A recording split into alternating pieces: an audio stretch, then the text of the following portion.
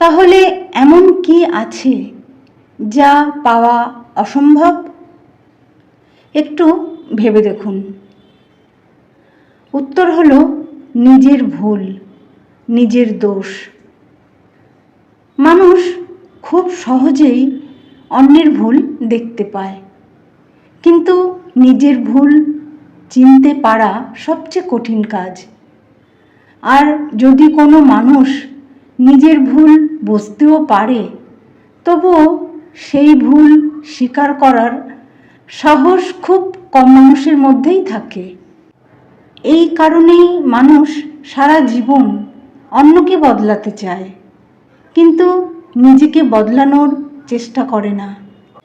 যেদিন মানুষ নিজের ভুল বুঝে বিনয়ের সঙ্গে তা স্বীকার করতে শিখবে, সেদিন থেকেই তার জীবনে সত্যিকারের পরিবর্তনের শুরু হবে। অন্যকে জয় করা বড় কথা নয়, নিজেকে জয় করাই সবচেয়ে বড় বিজয়।